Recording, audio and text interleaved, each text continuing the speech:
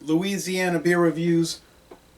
Kentucky vanilla barrel cream ale aged in bourbon barrels for a few weeks, I think like 6 weeks. 5.5% alcohol. Kentucky proud. It says, the disclosure says, cream ale with natural flavors added. So that flavors don't just come from oak bourbon barrels. Aged in oak bourbon barrels, so they add in vanilla natural flavor. Okay, this company, Alltech, was established in 1999, 21 years ago. It says hop Centennial. Well, let's see, I wrote some notes here.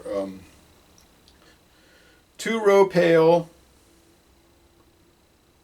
Munich 10, Crystal 60, biscuit malt, and flaked maize. So it's an adjunct lager there. Adjunct ale. They're adding maize, cornflakes. 18 IBUs, 5.5% alcohol, introduced in 2017. It gets a very good score in Beer Advocate, 87 out of 100. I would just say that's good, not very good. 48 out of 100 on Rate Beer. They say, nah, it's horrible. But in the style, it's an 88. Typical Rate Beer oddities. 77 on Untapped. 77 out of 100 on Untapped. Okay, so I was talking to the manager at the store I bought this from, and he was saying, oh, we had that before. But I don't believe so, because I would have bought it. You know, they had other... He might have meant they had other Kentucky ales, you know, like the bourbon barrel and all that. I wish I would have found the pumpkin, the 10% one, but I haven't seen it. Oh, the glass.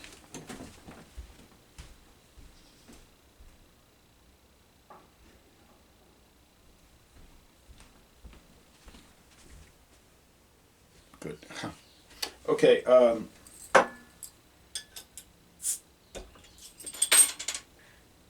I knew I was forgetting something.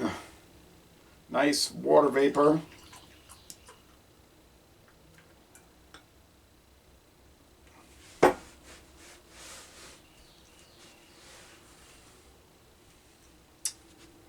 Okay, medium bone colored head, ivory we'd say, and a golden clear bubbly appearance.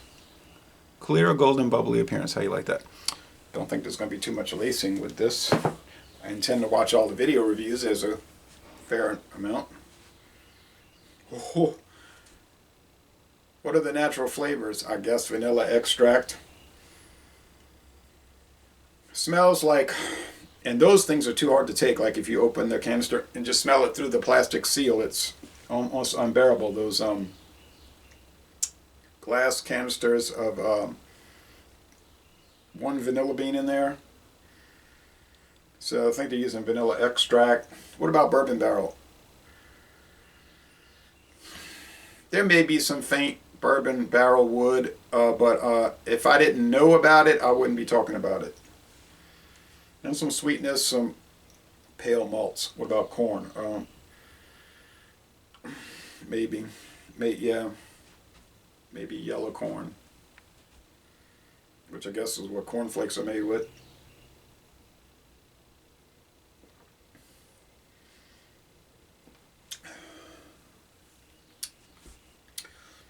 Funny thing about this company, we started getting their beers early on, not long after they came out, and we would just get a few every once in a while.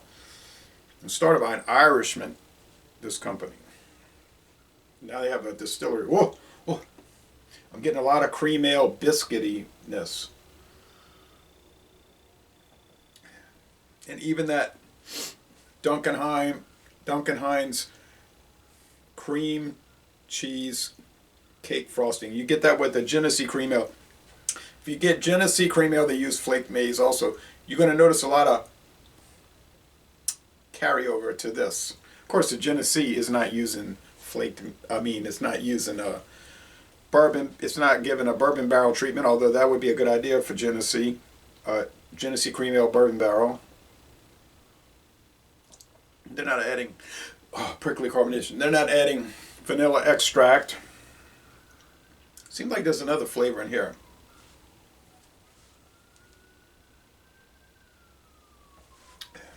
They said natural flavors, plural. I don't know. Cane sugar. Nice looking label. I always like this company's labels. Got pretty flowers and plants in the background. Pen and ink drawing. Nice looking, huh?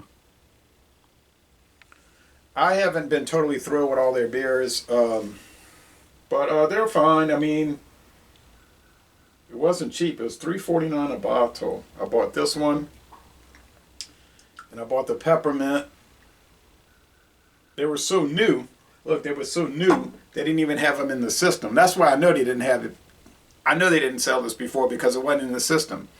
They had their traditional one, the bourbon barrel, Kentucky bourbon barrel ale, which is like a red ale aged in bourbon barrels. They had this new peppermint bourbon barrel stout, and then this vanilla one, which has been on the market 3 years. So the girl was ringing them up, and she's like, "Well, it's not in the system." It was going, no price. I said, "Well, they're always the same price. It's kind of expensive. They're always the same kind of price."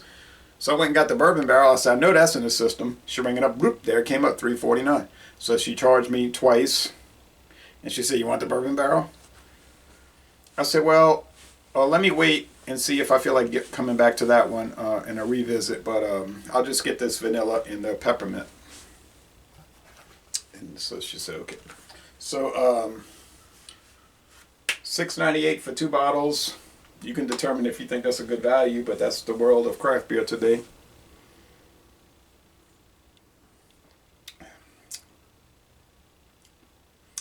Medium body. It's not heavy body. It's not light body. It's just medium body. And a medium dry finish. It's I've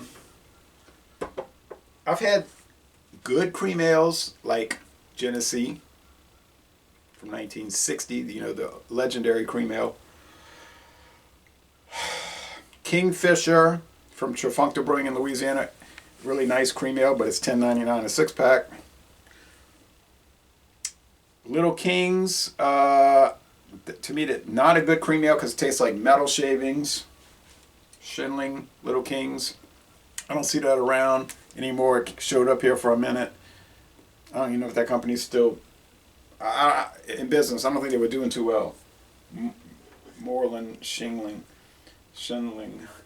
How would I score this? I'm trying to think of other cream ales. I had Narragansett cream ale once. I don't think that's still made. It wasn't too good. Didn't buy it here. I bought it in Florida at ABC Fine Wine and Liquors. This is really nice. I mean, it's really nice. And it makes me want Genesee to produce a bourbon barrel aged cream ale. I believe they are starting to fancify their cream ale. I think there is a new variant out, an unusual one. But do a bourbon barrel, heck, do a rum barrel, a blended whiskey barrel, right? Do a brandy barrel. Why not? I mean, if you don't make money, just don't make it anymore. Do a vanilla, do a chocolate, hot, chili pepper. Do all of it. Okay, I have this hogshead cheese from Jacobs since 1928. They opened in 1928 they're on US Highway 61 now. And here's the big slab of the hogshead cheese. And the butcher's paper was not too expensive. It's less than $4 after tax. So I put the Valentina extra hot sauce on there with the saltine crackers.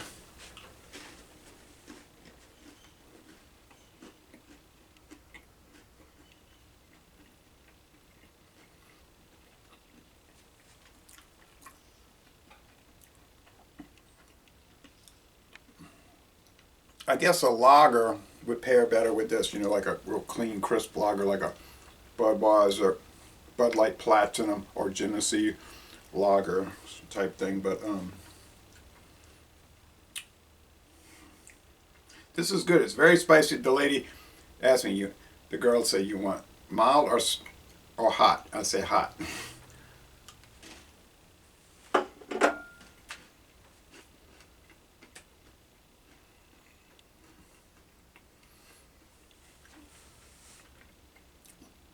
I think Wayne Jacobs, I prefer their hogshead cheese because it's very smoky. It's like you use smoked pork.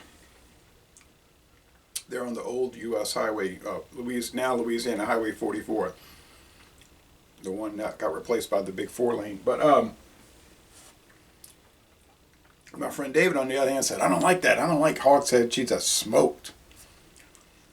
So he would prefer this, just peppery spice. I said, why you don't like the smoke? But you don't like... All right, so this is still an A. Just at the Wayne Jacobs, there was Jacobs, and now there's Wayne Jacobs. I don't know, some kind of family, you know, that goes dispute type thing. But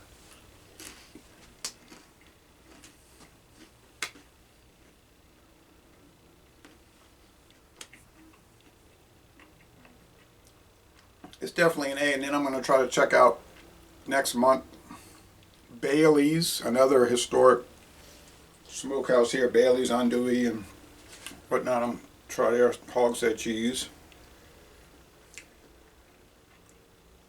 We surrounded with smokehouses here. There's one right.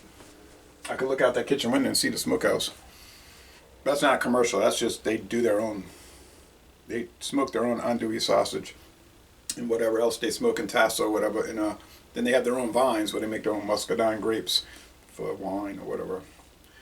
Non-commercial, at least on paper, right? All right. A there, and I have to give an A here. I have to give an A here. The more you sip it, the better it is. It's at least, I was saying 94. I want to say 94, but the way it keeps improving on each sip, I got to go to 95. It's that good, and everything they make is not that good. So, or at least it used to not be that good. They might have improved. So anyway, 95 out of 100, 9.5 out of 10. A most excellent product from Alltech in Lexington, Kentucky, Lexington Brewing and Lexington Distilling. And I'm going to end this review by saying, y'all come on down to southeastern Louisiana.